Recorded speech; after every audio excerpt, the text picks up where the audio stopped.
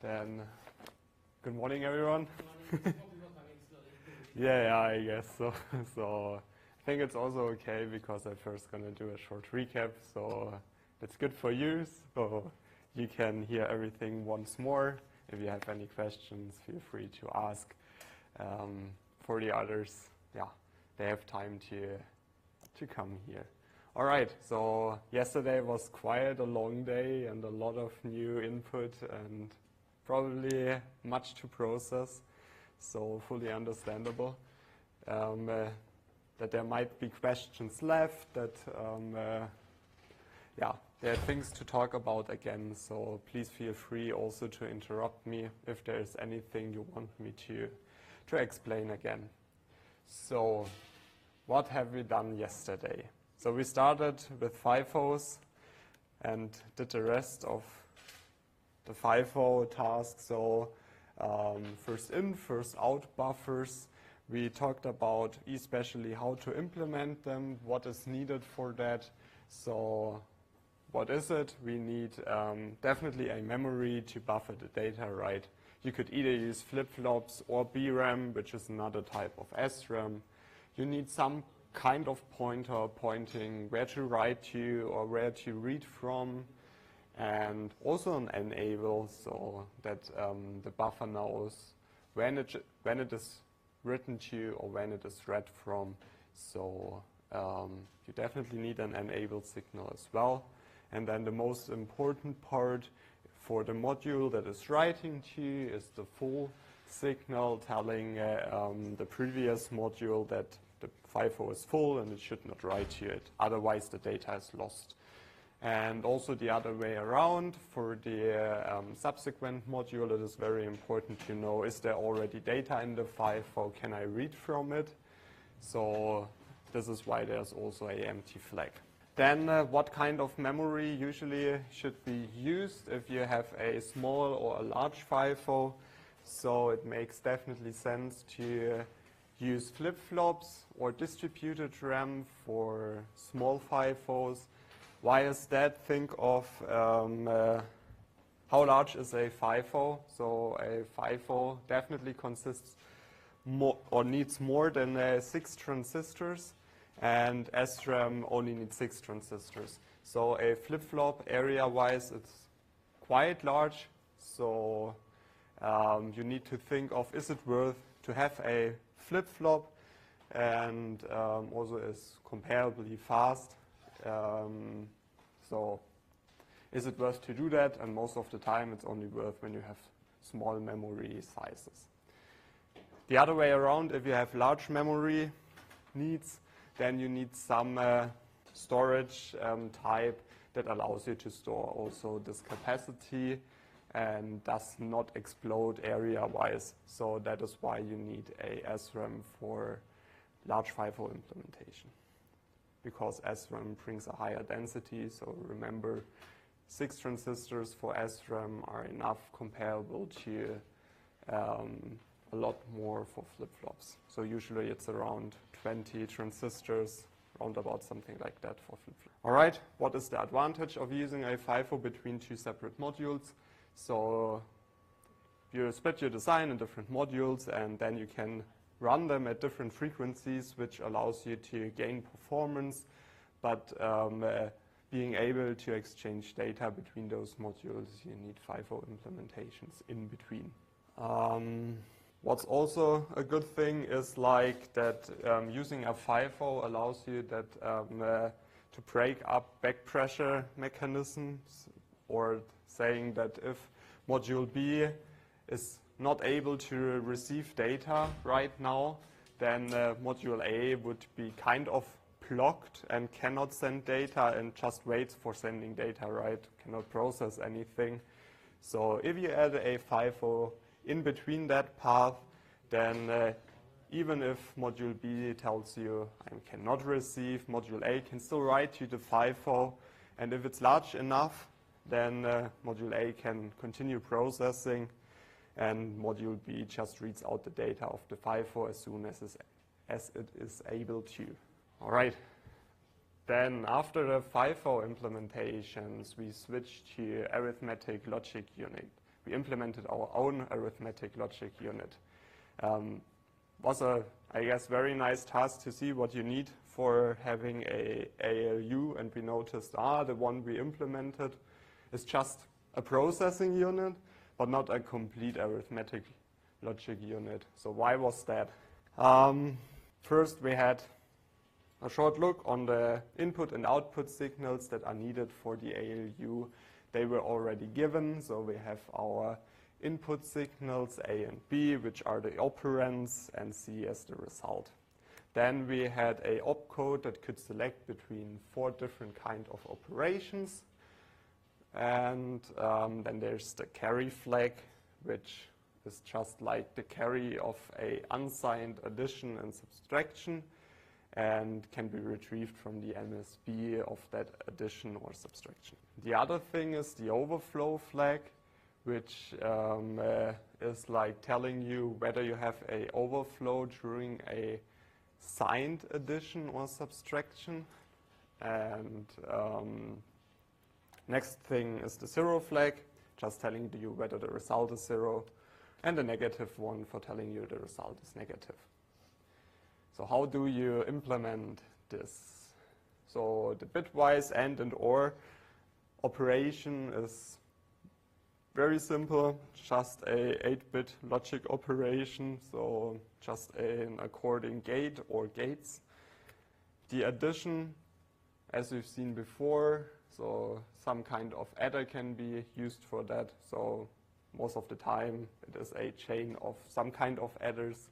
So in this case we decided to use a chain of full adders. And for the subtraction we use a trick. So instead of calculating A minus B, we calculate A plus minus B. So we first convert B to the negative and then add the negative B to A. Next thing is like the carry. So this is like just the carry of the last full adder in the chain of adders. The overflow is indicated by the MSB sign. And how is that done? So a overflow occurs when you add or subtract 2 signed numbers, and if the sign changes. So meaning if you have like 2 negative numbers, you add and you end up getting a positive number, right? That shouldn't happen. So this is an overflow that occurred then, and the same for if you add 2 positive numbers and you end up with a negative one. So the 0 flag is just like result is all 0. So if there is a single 1, then that's not true anymore. Negative, just the MSB of the result, right? That indicates you the sign.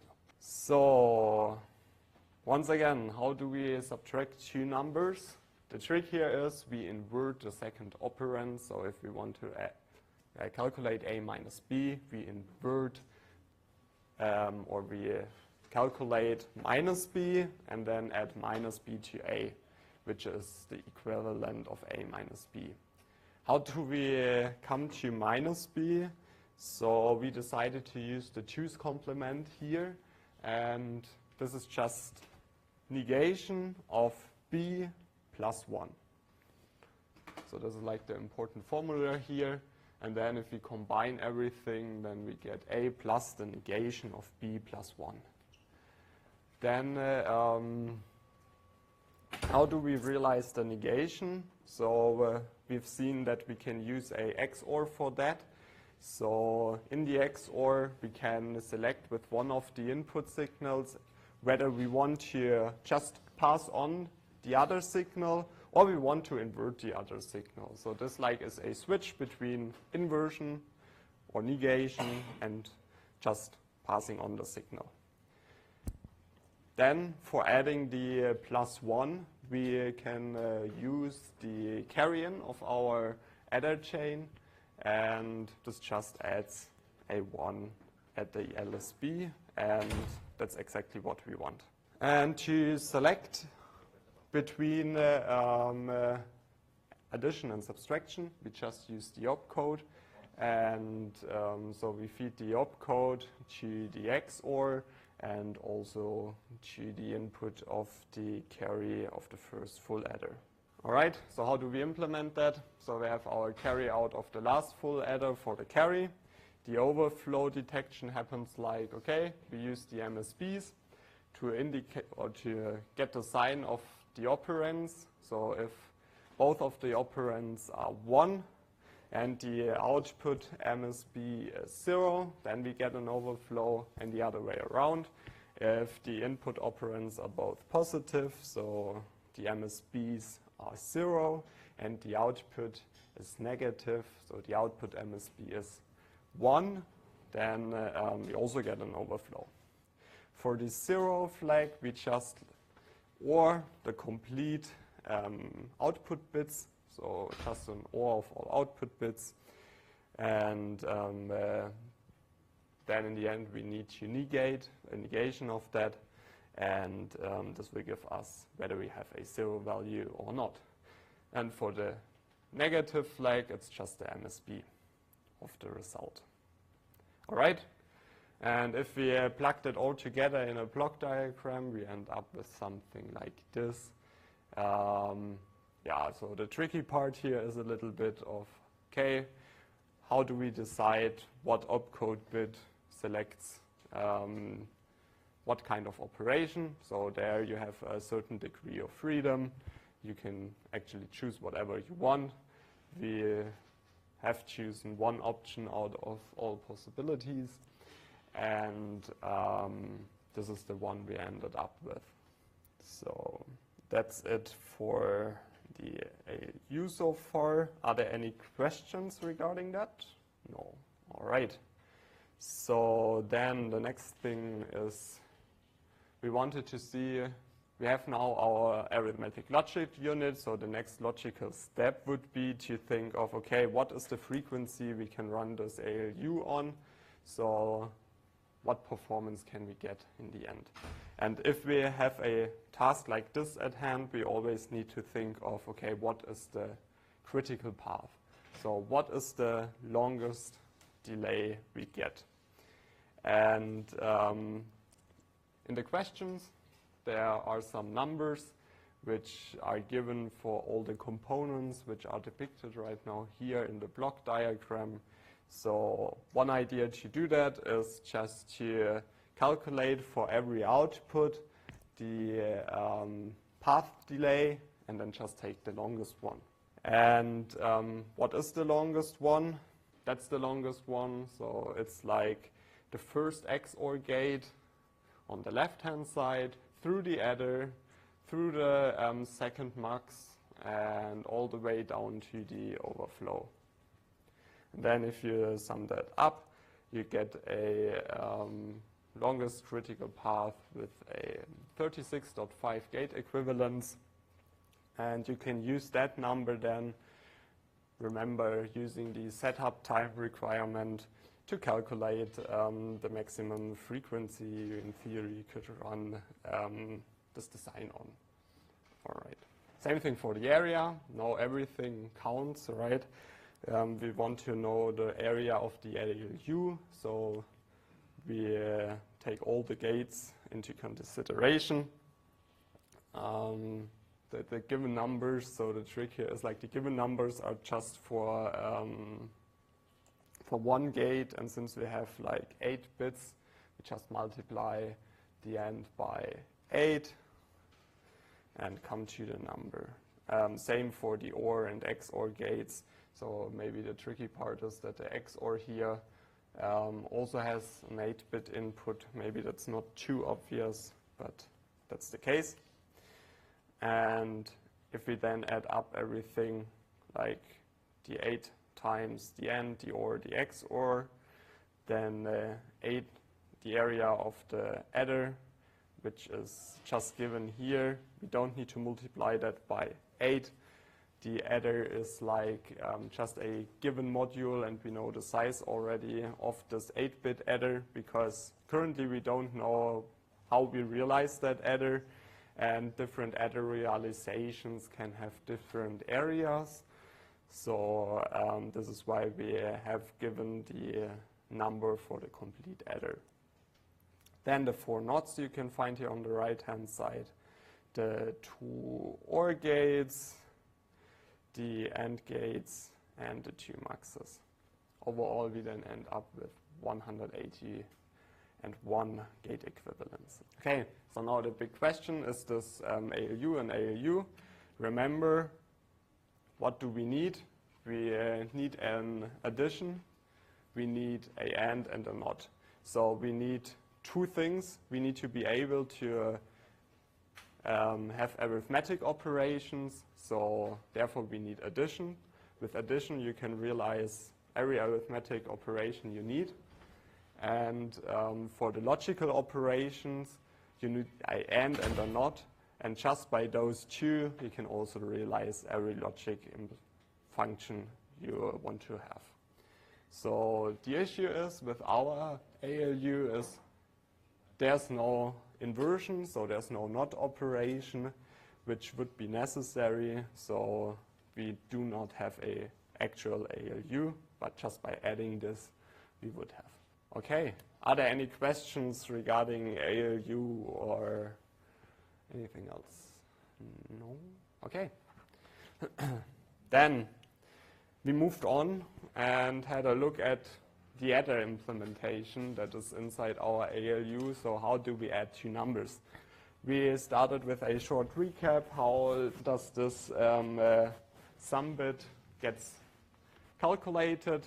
So this is like the logic table that is given, and from that you can see that SI is just the XOR of the inputs and the carry, so A XOR B XOR C, and the same thing can be done for the carry, so you just create the logic table, then create the logic functions from that and end up with this. And during this task we had the idea to find an implementation of this adder that has some restrictions, and the idea here is that we only have an XOR operation and a mux available, so we needed to think of ways how can we use a mux and how can we get an XOR into that place. So for SI we're already good, right? Because XORs are allowed and there are only XOR operations. Great. For the carry, it's not that easy. There also is an XOR, but there are also AND and ORs. So we need a different representation of that. And if we now have a look at the table at the right-hand side, we see 2 things. So first thing is that the output of the carry is just dependent on the input values. So if we have a look at the blue one, then the blue carry output is just A or B, right? And if we have a look at the green carry outs, then we see that it is just the carry in value. So if we are able to switch between A and B and select between those to get our output, we would be happy, right? And this is also good because a mux can be used for selecting between those. So this is where the mux comes into play. And now the question is, okay, the only other logic operation we have is an XOR. So now we need to find like a XOR operation that can select between blue and green. So we did that, and if we have a look at A XOR B, we see if the output of A XOR B is 1, then we select the green one, and otherwise we have the blue one. So realizing that circuit is then looking like that. So we have A XOR B. This selects then between, in this case we have chosen B, and forwards this to the carry out. Otherwise, it would forward the carry in directly to the carry out. For the sum bit, we just need to XOR it once again with the carry in, and we get our sum bit. Are there any questions for this one? No. All right. So then next task was like we had been given a 16-bit adder logic, and this adder is a carry look ahead adder that consists of 4-bit carry look ahead adders. And our task at hand was like to find formulas for the carries. So if we talk about carry look ahead adders, the formulas depicted here are very important. So the idea here is that instead of passing on the carry, we are gonna create propagates and generates. And so how do we generate a propagate? It's just the XOR of A and B. This means if we get a carry in, then we definitely will gonna propagate this carry through our adder. If we have a generate, we will generate a carry independent of whether we have a carry in or not. And this is realized by just A and B. And then if we talk about PPAs, then we have this nice diagram here on the right-hand side, which just is like the composition of the left-hand side with the right-hand side. And if we realize then G out, so this is like the composition of those two, then we get the formulas on the left-hand side. For G out, it is GI or PI and GJ. And for P out, it's PI, PJ. All right. So this is like always the same procedure. So first what we want to do is like we want to get values for P, for all the propagates. So we start with P0, and P0 is like dependent on the propagates inside the 4-bit carry look ahead adder that is already given. So it's just dependent on the propagates inside that. And having a look at our formula before, we see that it's just at the end of those propagates. And that's something you do for all the 4-bit carry look ahead adders. And so you end up with P0 up until P4, P3. Same thing for the generate statements. For the generate statements, it's always like if the MSB adder has a generate, then the overall generate will also be a generate. If the MSB adder has a propagate, it will propagate a value from one of the neighboring adders. So either the neighboring adder directly has a generate, then you end this with the propagate of the MSB adder, and you're happy. And it could also be the case that the neighboring itself has a propagate. Then you would need to go one step to the right again and see whether this one has a generate, and if yes, then you end up with this formula. And even then one step more, if this one also has a propagate, then you need to go one step to the right and up at the LSB, and if the LSB adder has a generate, then you end up with an over generate as well if all the other ones have a propagate. All right, then you do that for all the different CLAs, get G0 up until G3. And now the big question was like, what are the carries look like? And for the carry, you just need to remember like this function here. So always looking the same. So actually this looks very similar to how the generate is built up, and it actually works with the same principles, because the carry more or less is like the generator, right? So what you get there then is like for the carry, if for the carry 1, also for the first of those 4-bit CLAs, you have like G0 or P0 and C0. And since C0 is 0, we can just get rid of this one. And then you do the same thing for C2, which is like then if it is dependent on the bit 1 or on the second to the right CLA, and if that one has a generate, then also the carry is set. If not and it has a propagate, you need to look whether you had a carry in, and if that's the case, you will see that if you just plug in the formula above, and you end up then with this equation because C0 is also 0 here, right?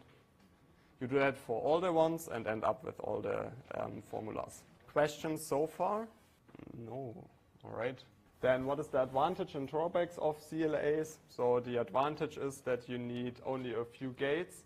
You have one layer of AND gates, you have one layer of OR gates, and then you have some pre-processing, which are the adders, and some post-processing, which are the XORs.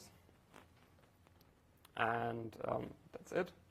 The disadvantage is that they are that we need larger and slower gates.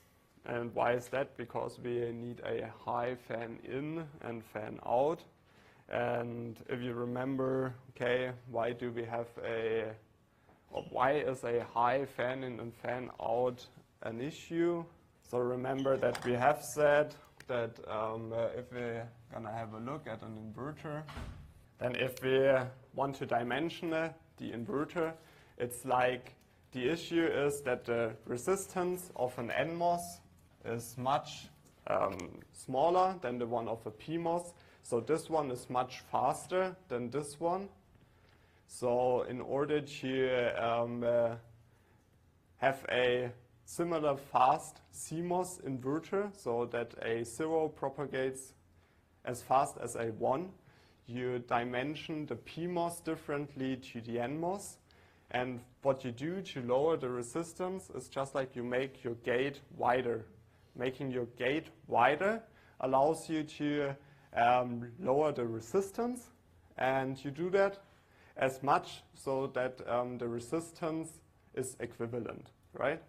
And commonly it's like that you need to widen the PMOS 2 times the size of the NMOS. So this is like what's usually done. And if we now have a look at an actual gate, so this one is a NAND 2 gate, so we have 2 inputs here, and we want to dimension this one. So actually the PMOS ones are already more or less given because there's only one gate in series, right? And so the resistance of those 2, they don't add up, right? But the resistance of those 2, they add up. And in order to make the resistance now of those 2 again equivalent to the one we see here on the left-hand side, we also need to widen the gate of those 2. So now instead of having both of them at a size of 1, we now need to have both of them at a size of 2. And now the resistance of both of them together is now equivalent again to the resistance of just 1. And what happens now if we have a look at this side? If we now have 3, then here again we only have them in parallel, so the size can stay the same. And here now we have 3, so we need to have the size of the gate 3 times as large, so that the resistance overall is again the same as in this one, right? And now you can think of, okay, what happens if we now increase this once more? So what is the case if we have 4 inputs, 5 inputs, 6 inputs, and so on. So we would need to increase the size of every transistor as well, which blows up the gate, not only in a sense of that you need more transistors, also the size of the transistor itself needs to be increased. So you end up with very, very large gates. So this is why the number of inputs into a gate needs to be limited, and it cannot grow infinitely. And this makes there it is. Yeah, so the size is limited, which means you cannot increase it, which makes it a disadvantage also for the CLA, because either you need larger ones, or you say, okay, I cannot increase all the sizes here as much, then I just get slower gates, and it's usually not what you want.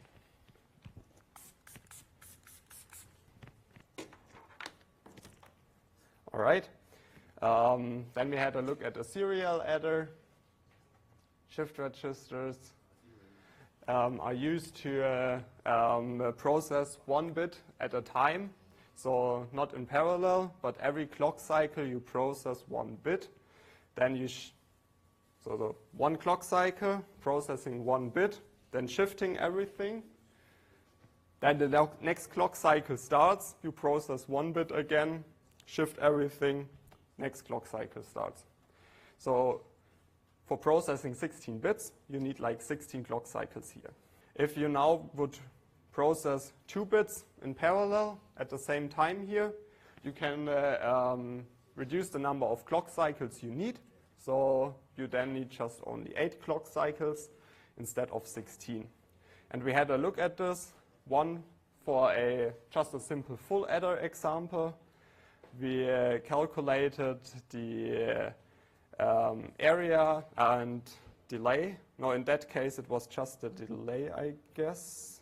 Yes, the path delay of the normal full adder. How did we do that? We had a short look at those formulas here. Have seen that the first one are 2 XOR gates. We sum the delay of both of them up. See that this is 6 gate equivalents. And for the second one, it was a little bit more complicated. So the trick here was that we first have a look at the most nested operation, which is the XOR here. So this would be our first operation, which needs to be the result, needs to be ANDed with the C. So this is the second gate. And this result, again, needs to be ORed with the result of this operation. And now the trick is that this operation can already happen in parallel to all those operations, which is why it is not taken into account when thinking of the path delay. All right, and since we only process 1 bit at a time, we need 16 clock cycles. Then we had a look at, okay, what happens if we replace the 1-bit adder by a CLA consisting of 2 full adders processing 2 bits at a time. We remembered that the creation of the propagate is just an XOR operation. Came up with the formula for S, for SI. So this is the important one because this one has the longest dependent path. And this is like A1 XOR B1 XOR C1. So we need to think, okay, what is C1? And we remember that this is just G0 plus P0 and C0. And now we need to think of, okay, how many gates? So we take the most nested one, which is this one. It even has an XOR for P0. This is the first XOR here. Then we AND those two together. We have P0 and C0. This is the AND. Then we OR this with G0. This is the ORing here. And then in the end, the ORing here. And then in the end, we have an XOR, which XORs this operation with the result of this one. And why don't we have this one here as well? Because this one also can happen in parallel to the other ones. All right. And then we also need to have a look at CT. Is this larger or faster? How is CT calculated? It's just the generate of the first one. And if P1 is also set, then it's dependent on C1. So we have P1 and C1. We just plug in C1. And C1 is nothing else than G0 or P0 and C0. We come to that result here.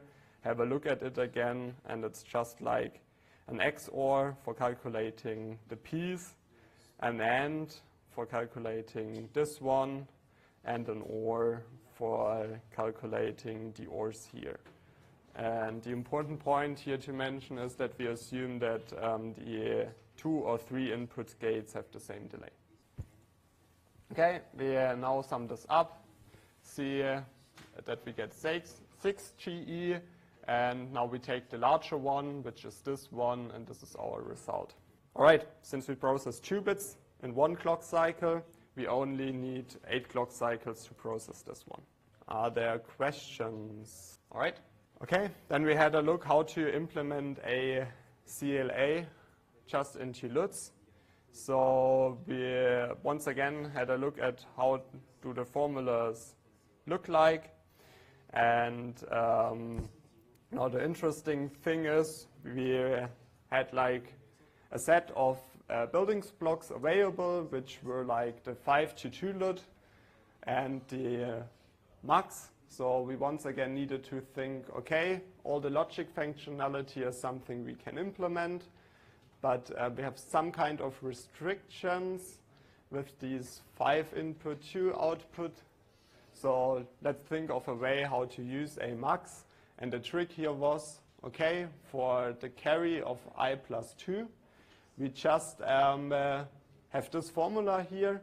And what we can do is just we add a negation of P to G. So this is really equivalent, but now we can just use P to select whether we want to forward G or we want to forward C. And the nice thing of lookup tables is that as long as the number of inputs corresponds to the number of variables you have in your function you want to realize, you can realize it, right? So we just need to see, okay, do the inputs match? And for the P formula, which is this one, we see, okay, we have 4 bits. So we have I plus 1 and I, BI plus 1 and BI, so 4 bits. So we are lucky and can use this one for P. And the same thing for G, and also the same thing then for SI. It's also dependent just on 5 input values. So lucky we can do that. Questions? No. Okay. Then I guess that is a very important part, that you familiarize yourself with these kind of diagrams, that you can get different diagrams and see whether this is like a valid adder or not. And also maybe be able to make it a valid adder. So have a look at this again. So our first task is like, we have a look at a Cocky Stone adder and want to see, is this a valid adder or is this not a valid adder?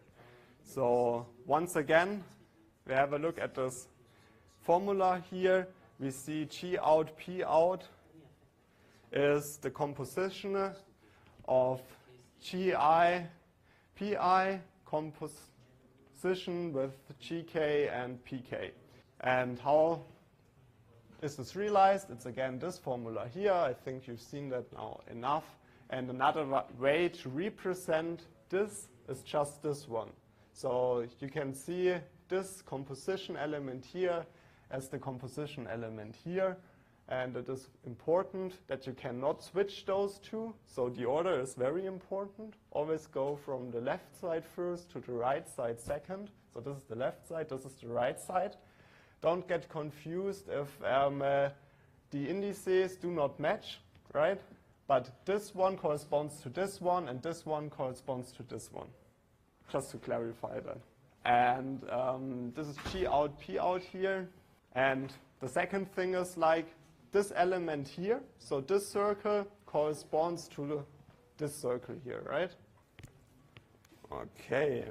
So then the trick is like you just plug and play this formula. So for this point here, you just use the formula above, plug in those two, calculate this point. For this point, you plug in those two and end up with this, and so on.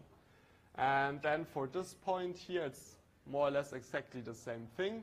You take the result of this one, plug it in, take the result of this one, plug it in, and then you can replace already the G2 result here and end up with this.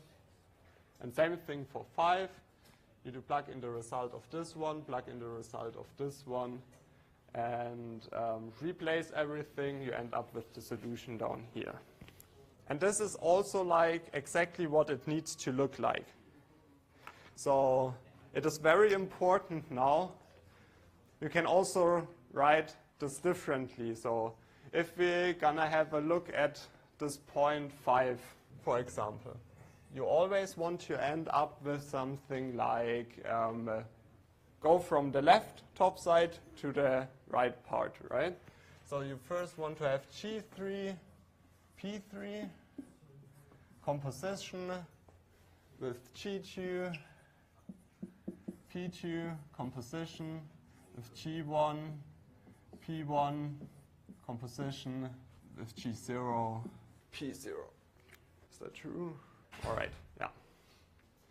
And then you want for point 5, you just move that one to the left, right? You don't want this one included. 5. And for point 3, you want like the composition of G2, P2, and G1, P1. Is that? It's not point 3. Let's call that one 1, 2, 3, 4, 5, 6. And 6 is like this point here, right? So, and this is what you always expect. And make sure that the order is correct. So you always want to get from the left to the right side. There shouldn't be any switches in between. So in the end, this is what you expect, right? Questions? And don't get confused. So this is just a different way here to write exactly this one, right? Okay, then we did the same thing for the Lardner-Fisher. So once again, just plugging in everything, and you need to end up then with the formulas for 4 and 3. It's important to look at, and also at 1. And if they correspond to this one, then we're happy. And now the question was whether the graph that is shown is a valid adder. So this is exactly now what I have depicted here on the left-hand side. So these are the formulas we expect. And what we have in that adder that is given in the example sheet, or yeah, looks like this. So especially the last one does not correspond to the formula here on the left-hand side. So it's not a valid adder. And how do you make it a valid adder? Is like, okay, you identify which path is missing. And it's definitely like that this one has a missing link to G0 and P0. So you always want a link from that one to here, and to here. So there should be some path. And if it's not, we need to add one. And we always need to think of where do we want to add one. And one solution to do that is like this one here. So you could, in theory, also connect it here and get rid of this one. That's also a possibility. But what's not so a good idea is if you take this one, place it here, and connect it to here.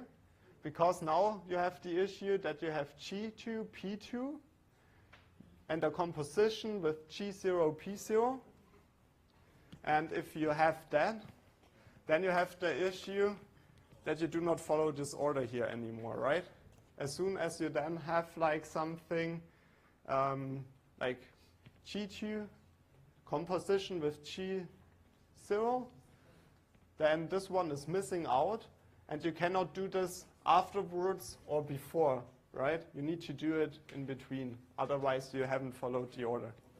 So be aware of this. Questions? Okay. Have we done that already? No, right? 9 is something we haven't done so far. Okay. So then I would say we shortly have a look at the question, and then we're gonna make like 5-minute break and continue. So now the question is, we want to add 3 numbers now. Instead of 2 numbers, we want to add 3 numbers, A, B, and C. And we want to implement that using a ripple carry adder, or alternatively, we want to use a carry save adder in combination with a ripple carry adder. And for both cases, we want to know the delay times and after the result is available. And we do that in times of TFA, so in times of full adder delays, which means we just count the number of full adders on the longest path. All right, then I would say we make like 5 minutes. Also think about that already, but 5 minutes. All right, so let's talk about the solution to that question. We have now 3 numbers, and we want to add them using a ripple carry adder. So first thing is like thinking of how many bits do I need to represent those numbers. So for a 3, 5, and 6, I need 3 bits. They look in binary like given on the board, on the slides. And now next thing is like what we think about, okay, we remember that a ripple carry adder can only add 2 bits or 2 numbers at a time. So how are we going to do that now? So now the idea is we first add 2 numbers, and then we add the 3rd number to the result of those. So this is what you see here. So we first add A and B, and to the result we just add C. And this gives us like the end result. So you have like a first layer here, which then calculates A plus B, right? Gives you the result. And you add another layer, which adds the 3rd number, C, to the result of that, and this gives you the end result. And now the question is, how many delay elements do we have here? So what is the longest path? So the longest path probably starts at the right top side, right? So here we have 3 inputs, and from one of those 3 inputs, we go through this full adder here, and all the way down here, through this adder, through this one, through this one, through this one, and end up here with the carry out of the last full adder. So these are now 1, 2, 3, 4, 5 full adders. We can also double check that, what would happen if we go this way, also 5, this way, also 5, this way it would be only 4, but the longest path then is 5. Questions? No? All right. Then what happens now if we use a carry save adder? So same thing again, thinking of how many bits, the same numbers, right? So 3 bits per number. Now remember that CSA is a 3 to 2 compressor. So we have 3 inputs and the outputs are 2. So we now first use this the CSA and then in the end sum up the results of the carry save adder using a ripple carry adder. So how does this look like? We now have our CSA here on the right hand side and there you can plug in 3 numbers, right? So this is like the nice thing here that you just use the carry in as the 3rd number and then you can directly accumulate those. But the thing is, the output of this one is not directly like the end result. So what you need to do is you need to add up the intermediate results with the carries. So for that one you would need also a ripple carry adder.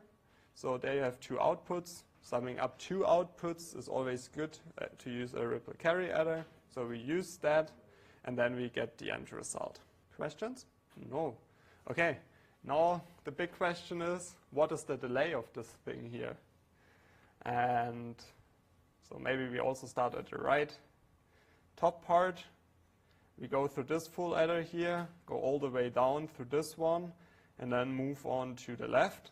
We end up with 4 full adders we need to pass through.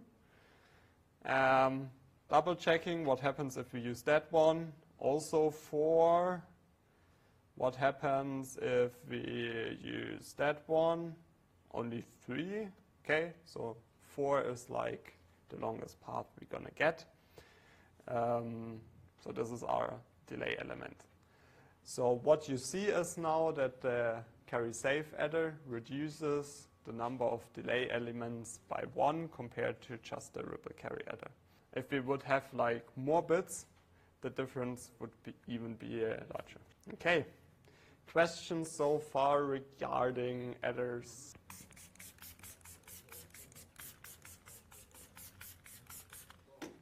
Yeah, just give me a sec. All right. So here, so probably first, don't think about the bottom part, right? There you are. Don't think about this one. First, have a look at this part here. This should look very familiar, right? So this is like just the normal ripple carry adder you should have already seen. So this is like A and B. So the first bits of A and B, the second bits of A and B, and the third bits of A and B. And then here is the first full adder. You add those 2 bits, get your actual result of A plus B for the first bit. Here you get your carry out, which is the carry in for the next bit, right? This is just normal addition, and so on. So for the top part, you just get a result of A plus B. So this is the top part. Now you have the results of A plus B here at the outputs. Now the question is, how do we add another C, so another value? And how do we do that? We take the result of the first one and add the third number to it, which is C. So this is then just result plus C for bit 0, result of the first A plus B plus C, result, and so on. Yes? So this is bit 0, this is bit 1, bit 2, and this is like if you have a carry, right, then you get another bit. And even if you have another here, you get even another one there. Yeah? So if you now want to just add a bit here, right? So if, let's say, your numbers must be represented by 4 bits, then you add 1 here, and you also add 1 here. Yeah. So like the important part maybe is like if we have a carry out during the first addition, we need to take that into account for the second one, right? And here it's like this is the carry out of then this last one, and we could also use this one for the result. If we would just drop that, it could be the case that we get the wrong number as a result, right? So I see there's still some discussion about this here, so maybe as an example, we have here like 3 plus 5. 3 plus 5 is 8. To represent 8, we need 4 bits, right? So it is important that we use that for the second addition. So if we wouldn't, we would get the wrong result, right? So the end result is like 8 plus 6, so it's 14. For the 14, we need 4 bits. And since here, 5 plus 8, we need already 1 additional bit. We have here a carry out, and this needs to be added then to the end result. Otherwise, we could get a wrong result, right? Okay, shall I continue, or everyone good? Okay. Then next question. So for the rest of today's session, we're gonna talk about number representations. So especially also subtraction with different number representations. So for subtraction, as we already learned, we need negative numbers. So how do we represent negative numbers? So question 1 is a short introduction into the different representation types. So we have sign magnitude. So let's maybe think of it like that. Let's say we have 3 bits. So 0, 0, 0, 1, 1, 0, 1, 1.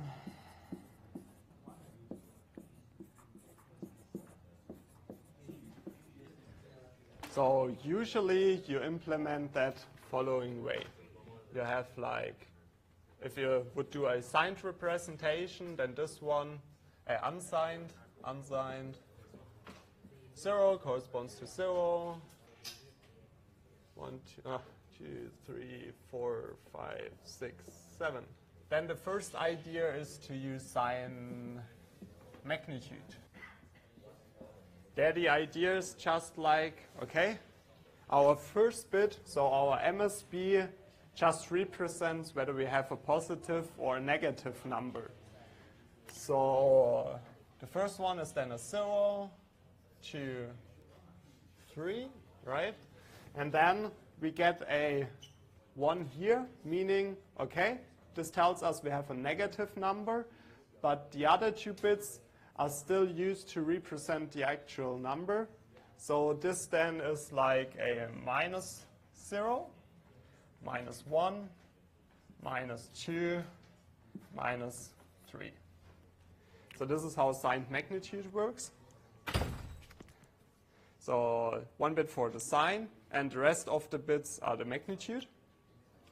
So just some numbers. You then can represent numbers from minus 2 to the power of n minus 1 up until minus 0.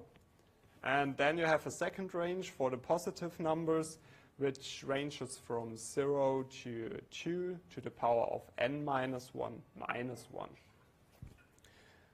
All right, then there's a second approach to represent negative numbers.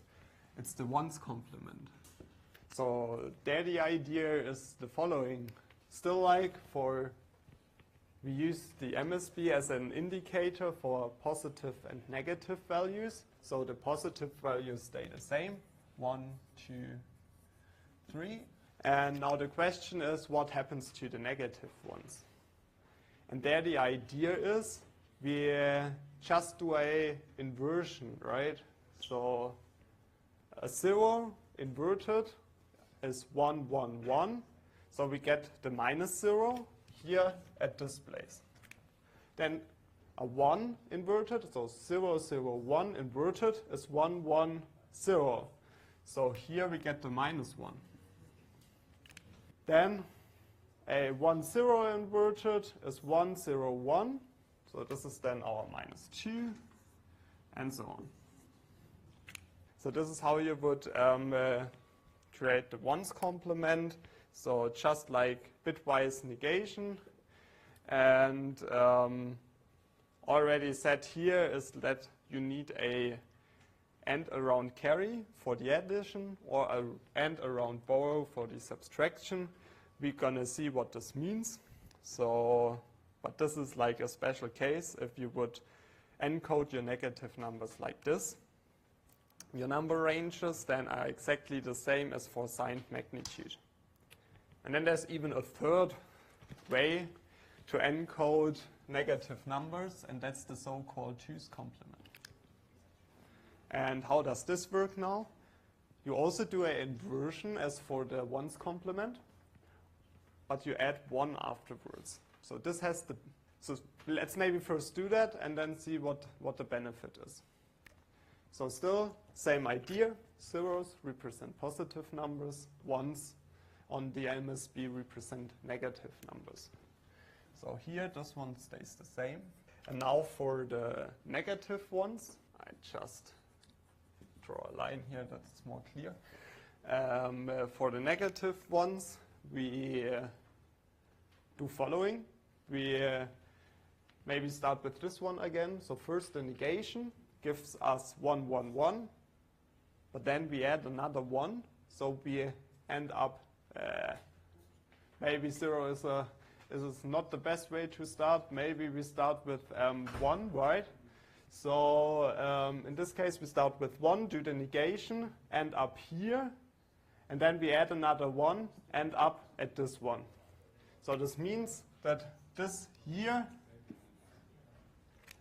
represents a -1. So now we take the 2, make the negation, come to this one, add 1, and we end up here. So this is then -2, -3. And now the nice thing is we can even now use this one to represent -4.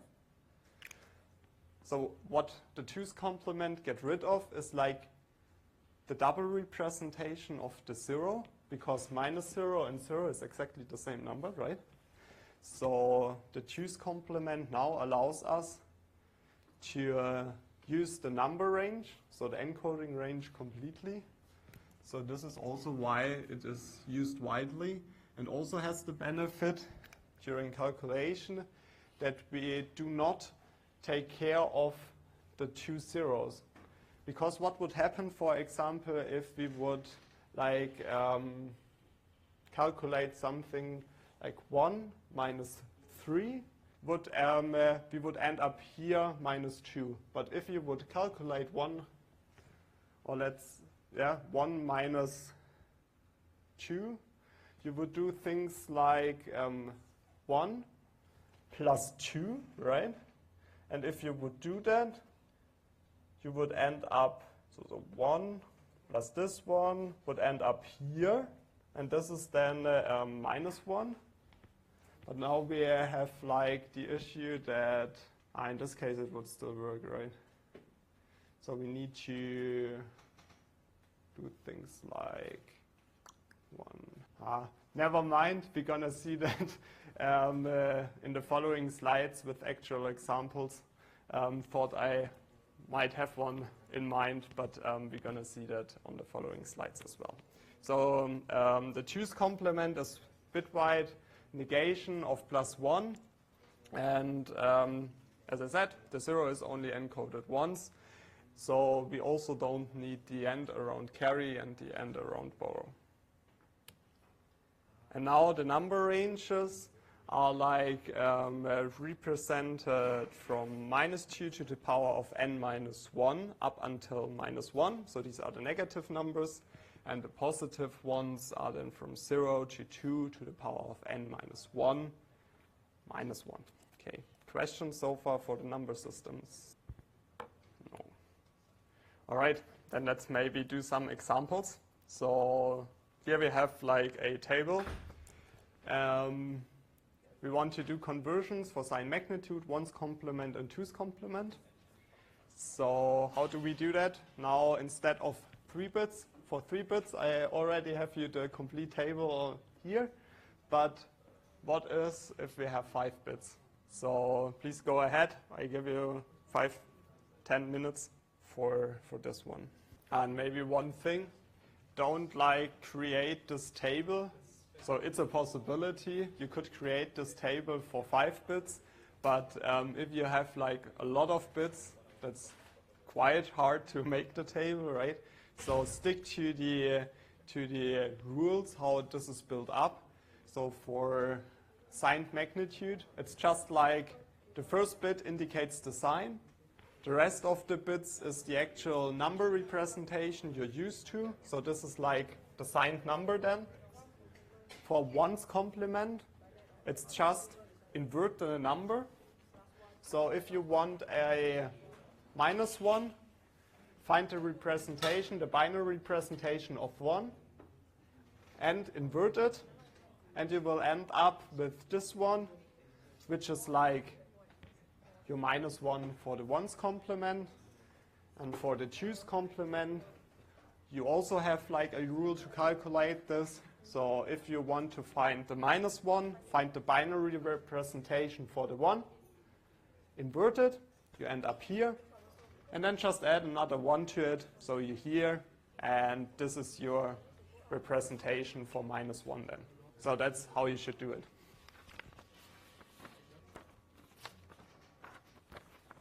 Right, can you pass on this? All right, then let's see some results. So for the sign magnitude, first one, I guess it's quite easy. So just invert the first bit, and that's it. So that's always the same thing there. For the ones complement, just invert all the bits. You get your ones complement.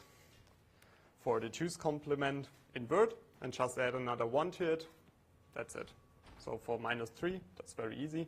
For -7, same thing for the sign magnitude. Just invert the first bit. For ones complement, invert all bits. And for the twos complement, invert all, add 1. That's it.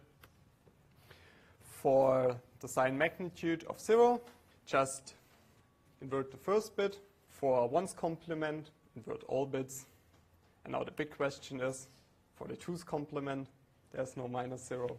So 0 is just 0. Same representation. Then what happens for -12? For signed magnitude, invert the first bit. For the ones complement, invert all bits. Twos complement, invert all bits, add 1. So here just take care of the carry, and you end up with this one. Any questions? No? Great. Then we're gonna see how do we do calculations using 1 and 2's complement. So for the 1's complement, first calculation we want to do is 7 minus 3. So first thing we remember again is instead of calculating 7 minus 3 directly, we can also do first we find the number representation for -3 and add -3 to 7. So then we do 7 plus -3, ending up with 4. And now we think about how many bits do we need to represent that. So 3 bits for the magnitude and 1 bit for the sign, right? That's always the same. We need 1 additional bit to represent negative numbers. So this is why we need 4 bits here now. Then we're going to get 7, 3 in binary representation. So 7 is 0, 1, 1, 1. 3 is 0, 0, 1, 1. So now next thing is finding the ones complement of 3. So we want to have -3, which is just the negation. So of the binary representation of 3, we get 1, 1, 0, 0.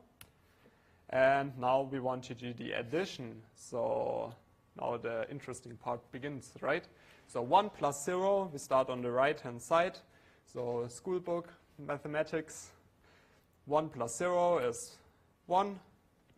1 plus, let's do it maybe like this. I'll point here where I'm currently are.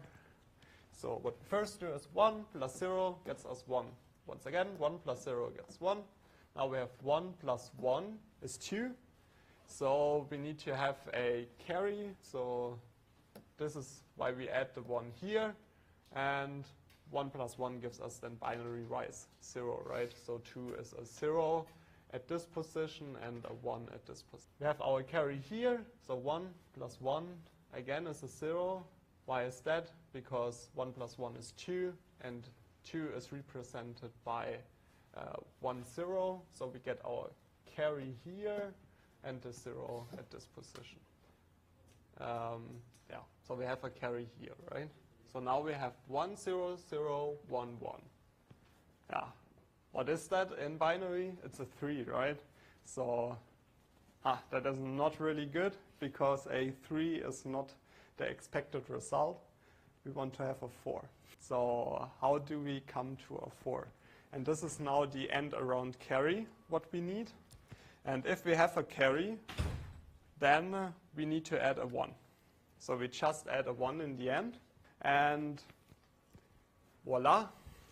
Doing so ends up with a 4, right? So just remember, if we do addition or subtraction in one's complement, we need to end around carry to get the correct number representation. So what happens if we do that for the 2's complement? So what we want to do is we want to calculate 7 minus 3. Same thing again. So finding the binary representations. Have done that before. Now the interesting part begins. We want to have the 2's complement for minus 3. So we do the inversion plus 1. We're going to get 1, 1, 0, 1. And now we do the addition. So what's happening now? It's like simple schoolbook addition again. So we calculate 1 plus 1 gives us 2. A 2 is binary represented as 1, 0. So this is the 1, 0. We get this borrow, this carry.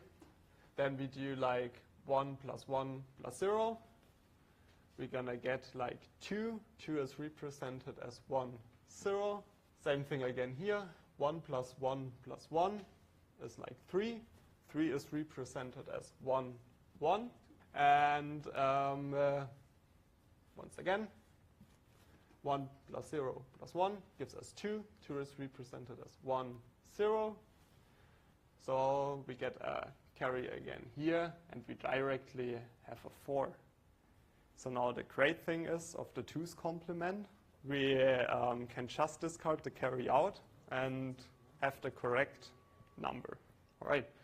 So this is also why you now can think a little bit of why does our ALU has a carry and an overflow flag. So because usually in ALUs you use the 2's complement, and for signed addition and subtraction it is very useful. But for the unsigned one, if you just discard it, you don't need it, but you still can get an overflow, right? So what still could happen is like that you jump from here to here, and if you do so, you get a wrong result. So this is why there's also an overflow flag and not just a carry. Okay. So this one is for you. So please do that right now. All right. I hope that was enough time. If not, please let me know. Okay, maybe I start slowly. So first thing you need to do is like find the binary representation.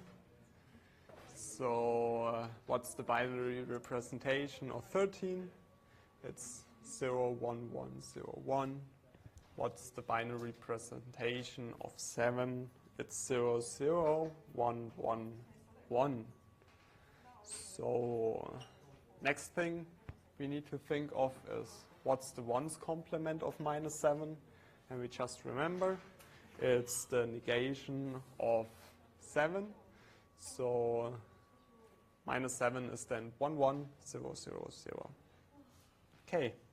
So what happens if we want to do this calculation? We then calculate 13 plus minus 7. and we end up with this equation here. Doing so results in this. So it's like a 5 with a 1.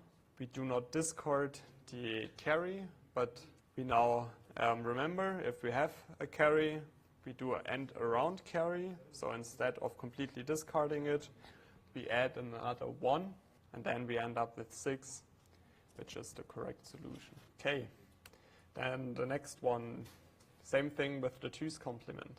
All right, so I slowly start presenting the solution. You can still also continue your calculations. So first thing again, finding the binary representation of both numbers. So for 13, it's 0, 1, 1, 0, 1.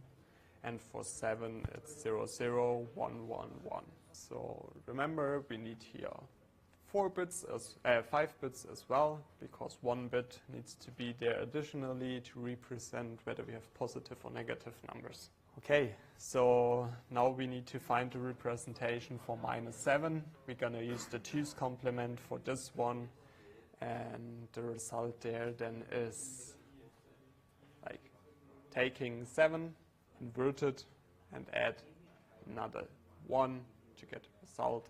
We end up with 1, 1, 0, 0, 1. Next step is then we add 13 plus -7. And doing so gives us following result. So same thing again as before, right? Normal school book addition. And then you get your carry. But since we're using 2's complement, we can just discard the carry here and directly get the right result, which is 6. Questions? No questions. Okay, so now the next question.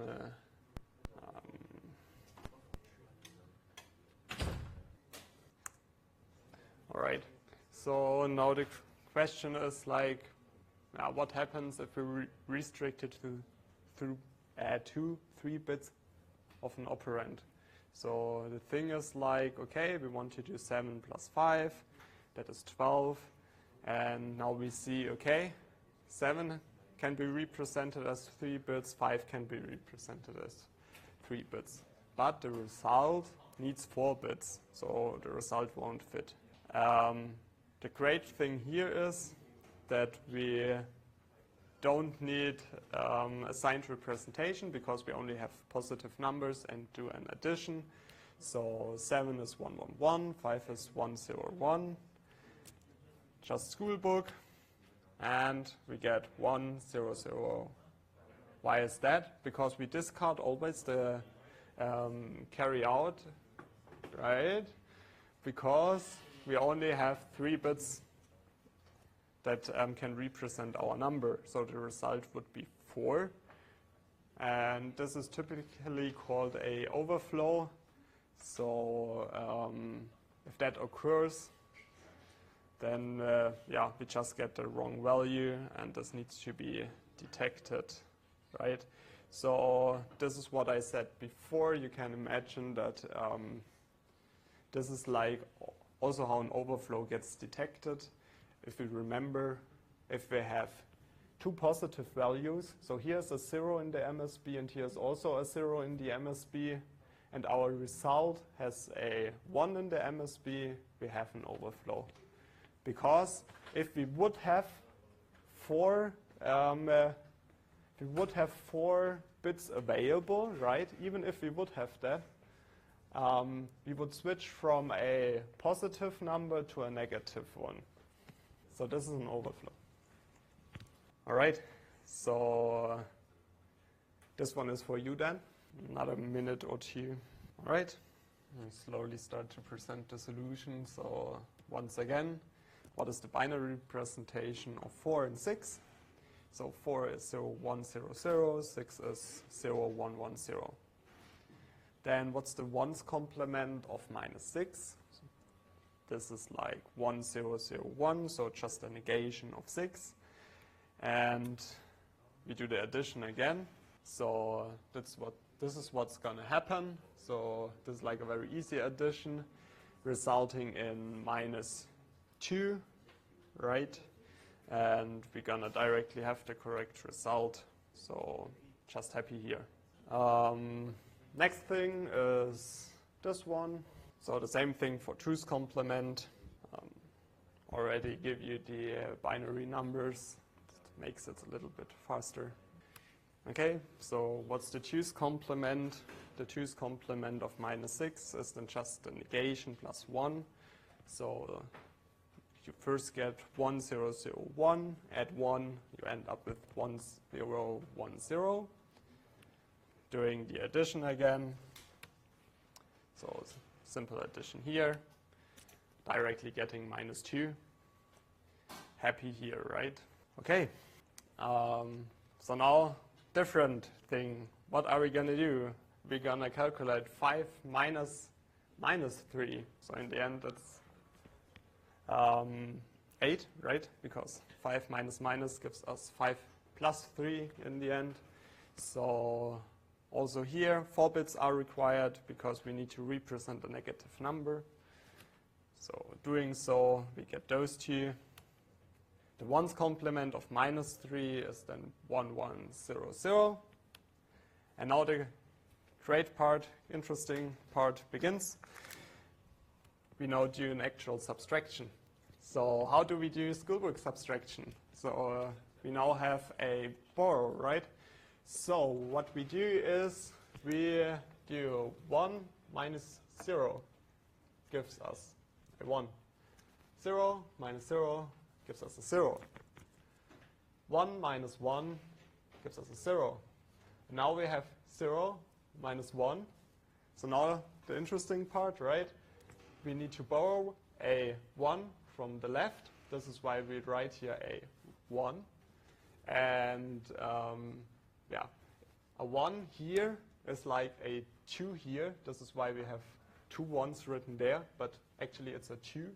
So 2 minus 1 gives us 1, plus the additional borrow here at this side.